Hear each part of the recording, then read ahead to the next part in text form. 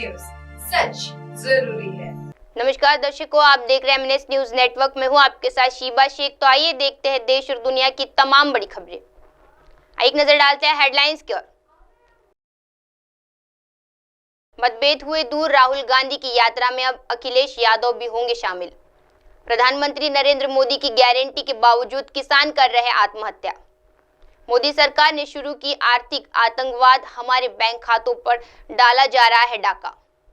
आइए देखते हैं खबरें विस्तार से। मतभेद हुए दूर, राहुल गांधी की यात्रा में अब अखिलेश यादव भी होंगे शामिल। कांग्रेस और सपा के सीटों पर समझौते के बाद सपा प्रमुख अखिलेश यादव 25 फरवरी को राहुल गांधी की भारत जोड़ो न्याय यात्रा में शामिल हो सकते हैं। लोकसभा चुनाव से पहले हो रही राहुल गांधी की यात्रा में तेजस्वी यादव और चंपई सोरेन भी शामिल हो चुके हैं। अखिलेश पहले 20 फरवरी को रायबेली में राहुल गांधी की यात्रा में शामिल होने वाले थे। हालांकि कांग्रेस से सीटों पर तकरार की वजह से वो इस यात्रा में शामिल नहीं हुए। दावा किया जा रहा है कि वो अब आगरा में यात्रा में जाएंगे। इससे पहले 16 फरवरी को बिहार के सासाराम में राहुल गांधी की यात्रा में रामद नेता तेजस्वी यादव शामिल हुए थे। वो यात्रा में राहुल गांधी सारथी बने थे। इससे पहले झारखंड के मुख्यमंत्री चंपई सोरेन भी भारत जोड़ो न्याय यात्रा में शामिल हो चुके हैं। बताया जा रहा है कि 24 फरवरी को यूपी के मुरादाबाद में प्रियंका गांधी भी यात्रा में दिखाई दे सकती है। वहीं वरिष्ठ कांग्रेस नेता कमलनाथ भी 2 मार्च को मध्य प्रदेश में यात्रा में दिखाई देंगे। उल्लेखनीय है कि उत्तर प्रदेश की 80 सीटों पर हुए समझौते के तहत समाजवादी पार्टी 63 सीटों पर लोकसभा चुनाव लड़ेंगी। वहीं कांग्रेस 17 सीटों पर चुनाव लड़ेंगी। आइए बढ़ते अगली खबर की ओर। प्रधानमंत्री नरेंद्र मोदी की गारंटी के बावजूद किसान कर रहे आत्महत्या। शरद पवार। राष्ट्रवादी कांग्रेस पार्टी के संस्थापक शरद पवार ने बुधवार को कहा कि एक तरफ प्रधानमंत्री नरेंद्र मोदी किसानों की तरह तरह की गारंटी दे रहे हैं, लेकिन दूसरी तरफ किसान बढ़ते कर्ज में जाकर आत्महत्या कर रहे हैं। पुणे जिले में महाराष्ट्र के कैबिनेट मंत्री दिलीप वलसे पाटिल ने गृह क्षेत्र अंबेगांव तहसील के मंचर में एक सम्मेलन में रामपाका के कार्यकर्ताओं को संबोधित करते हुए पूर्व केंद्रीय कृषि मंत्री पवार ने कृषि क्षेत्र की एक गंभीर तस्वीर पेश की है। उन्होंने कहा, आज देश में किसानों को कठिनाइयों का सामना करना पड़ता है।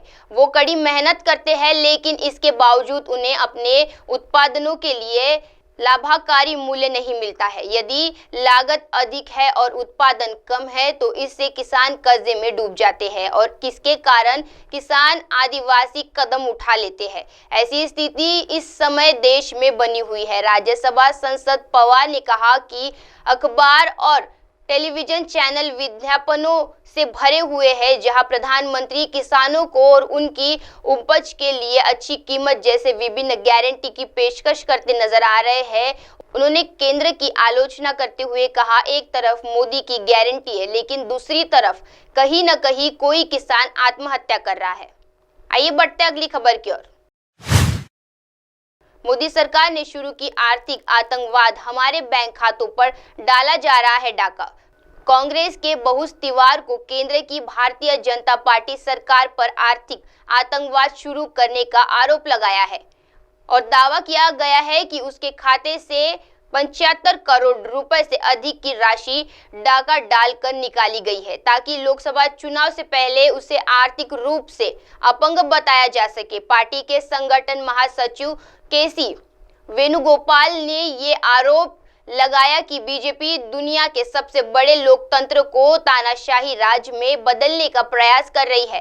भारतीय युवा कांग्रेस के अध्यक्ष श्रीनिवास वीपी ने आरोप लगाया कि उन्हें संगठन के खातों में से जो पैसा निकाला गया है वो कार्यकर्ताओं ने जमा किया था। उन्होंने कहा कि जनता इस तानाशाही पूर्ण रवैये का जवाब देगी। आयकर विभाग ने पिछले दिनों 210 करोड़ रुपए की रिकवरी की मांग का हवाला देते हुए कांग्रेस के मुख्य खाते फ्रीज कर दिए थे। हालांकि बाद में आयकर अपील अधिकरण से अगली सुनवाई होने तक उनके खातों पर रोक हटा दी थी। मानक ने कहा, कांग्रेस को 2018-2019 में 142.83 करोड़ रुपए का चंदा मिला। इसमें न सिर्फ 14 49 लाख रुपए हमारे विधायकों को और सांसदों की एक महीने की सैलरी में से मिले थे। ये 14 लाख रुपए कैश में आने वाली वजह से हमारे ऊपर 210 करोड़ रुपए की पेनल्टी लगा दी गई थी। हमें 31 दिसंबर तक अपने खातों की जानकारी आयकर विभाग को देनी थी, लेकिन हमने 2 फरवरी 2019 को दी थी। ऐसे में सारे पैसे पर ये पेनल्टी लगाई गई थी। ऐसा आज तक कभी नहीं हुआ है। अब आप हमारे चैनल को मोबाइल ऐप पर भी देख सकते हैं। मोबाइल ऐप पर देखने के लिए प्ले स्टोर से MNS news TV app download करें। आप इसे Insta, high quick, Twitter, Facebook और कई सोशल मीडिया प्लेटफॉर्म पर हमारा चैनल उपलब्ध है। आप इसे यूट्यूब पर भी देख सकते हैं। आप इसे लाइव भी देख सकते हैं www.mnsnewstv.com पर। अब वक्त तो चला है दर्शकों ब्रेक का। ब्रेक से लौटने के बाद देखते रहिएगा देश और दुनिया की तमाम बड़ी खबरें। बने रहिए हमारे साथ MNS न्यूज़ टीवी पर। नमस्कार।